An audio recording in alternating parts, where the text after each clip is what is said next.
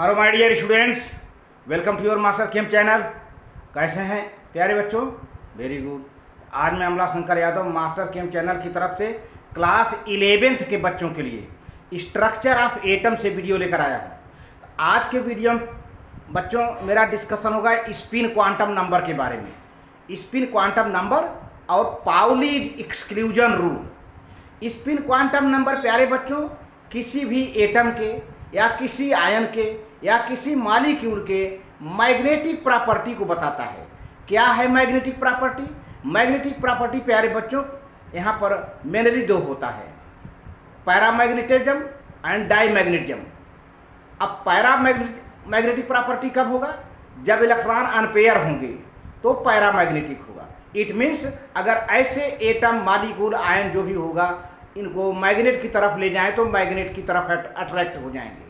लेकिन अगर सभी इलेक्ट्रॉन पेयर्ड होंगे, जोड़े में होंगे, पेयर्ड होंगे, तब वह डाई मैग्नेटिक प्रॉपर्टी शो करेगा और ऐसे एटम मॉलिक्यूल आयन को मैग्नेट के पास ले जाएंगे तो वहाँ रिपल्सन हो जाएगा।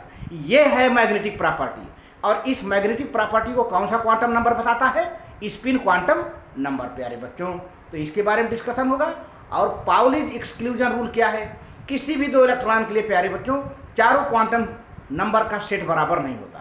एक सेट तो बिगड़ ही जाएगा, एक सेट की वैल्यू डिफरेंट आएगी किसी भी दो इलेक्ट्रॉन के लिए। Very very important Pauli's exclusion rule. अगर दो तीन क्वांटम नंबर बराबर हो जाएंगे तो चौथा क्वांटम नंबर की वैल्यू डिफरेंट आ जाएगी। तो देखिए कैसे होता है। 11th के बच्चों के लिए बहुत इंपॉर्टेंट वीडियो है, इसको ध्यान से देखें। हाँ तो प्यारे बच्चों स्पिन क्वांटम नंबर जिसको हम सिंबलाइज करते हैं यस से। This quantum number helps to explain the magnetic properties of the substance, atoms, ions और molecule। मैंने पहले बता दिया था कि इस क्वांटम नंबर से हमें मालूम हो जाता है कि कोई एटम या आयन या किसी मॉलिक्यूल की मैग्नेटिक प्रॉपर्टी आखिर है क्या, ये पैरामैग्नेटिक है कि डाईमैग्नेटिक है। This quantum number gives the information about the direction of the spinning of the electrons present in any orbitals. It is represented by S. इस क्वांटम नंबर से हमें यह भी मालूम हो जाता है प्यारे बच्चों कि इलेक्ट्रॉन का स्पिनिंग करता हुआ इलेक्ट्रॉन का डायरेक्शन कैसा है। Third point, since each electron in an orbital can spin either in clockwise और डायरेक्शन और in anti clockwise direction for given value of each m s can have two value plus half and minus half, plus half and minus half और two opposite spins.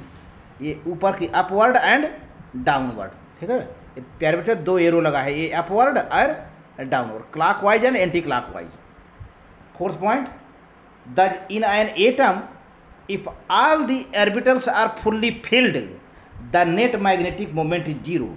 मैंने पहले बताया कि अगर सभी orbital fully filled हैं तो magnetic moment क्या है? जीरो है। And the substance is called diamagnetic. सभी ऑर्बिटल फिल्ड हैं तो इसका मतलब सभी इलेक्ट्रॉन पेयर्ड हैं और मैग्नेटिक मोमेंट क्या है? जीरो है। और ऐसे सब्सटेंस को हम डाई मैग्नेटिक कहते हैं। And repelled by external magnetic field. और ऐसे एटम्स, मॉलिक्यूल्स या आयन एक्सटर्नल मैग्नेटिक फील्ड से रिपील्ड हो जाते हैं।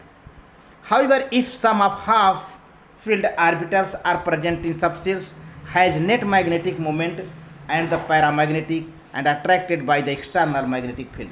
तो मैंने बताया कि अगर कोई भी ऑर्बिटल हाफ फील्ड है मीन्स अनपेयर्ड इलेक्ट्रॉन है, पेयर्ड नहीं अनपेयर्ड इलेक्ट्रॉन है, तब मैग्नेटिक प्रॉपर्टी मिलेगी। और वह मैग्नेटिक प्रॉपर्टी कैसी होगी प्यारे बच्चों? पैरामैग्नेटिक प्रॉपर्टी होगी। और ऐसे एटम, आयन या मॉलिक्यूल को एक्सटर्नल मैग्नेटिक फील्ड में रखने पर वो अट्रैक्ट हो जाते हैं। स्पिन क्वांटम नंबर एक चौथा क्वांटम नंबर है। इसको दिया गया था उलेनबेक और स्किमिडिट ने। Spin quantum number was given by Uhlenbeck and Schmidt in 1925 which accounts the electrons in an atom not only moves around the nucleus but also spins on its axis like earth। तो प्यारे बच्चों electron देखिए ये है ना, spinning of electron देख रहे हो ना, एक इलेक्ट्रॉन इधर मूव कर रहा है तो एक इलेक्ट्रॉन इधर मूव कर रहा है, देख रहे हैं न्यूक्लियस के एक ऐसे मूव।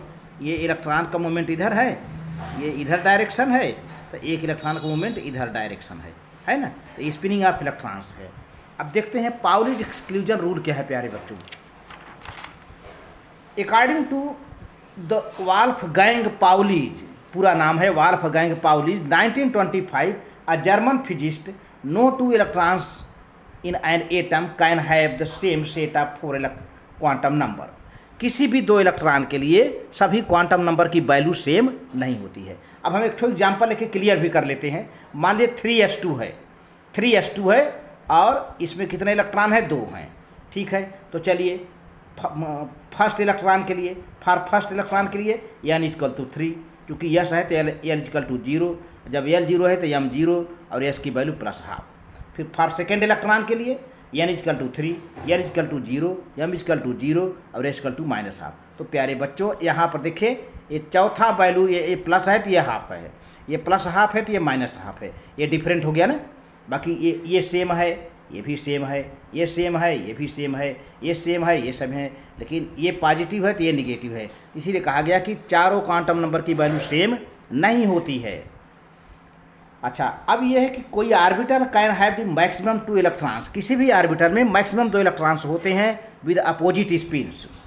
अब अगर नंबर ऑफ सबसेल n है प्यारे बच्चों, तो nth सेल में, किसी भी nth सेल में नंबर ऑफ सबसेल कितना होगा, n होगा। जैसे चौथे सेल में 4 सबसेल होंगे, 5वें सेल में 5 सबसेल होंगे, दूसरे सेल में 2 सबसेल होंगे, पहले सेल में 1 सबसेल होगा। जैसा उसका नंबर होगा सेल का उतने सबसेल होंगे।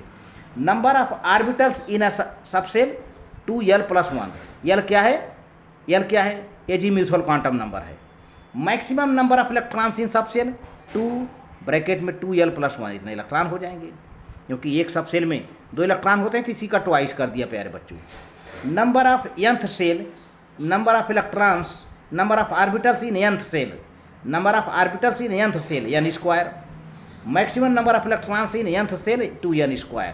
इस तरह से प्यारे बच्चों ये वीडियो अच्छी लगे तो लाइक करके सब्सक्राइब कर देना, शेयर करना। Thank you very much.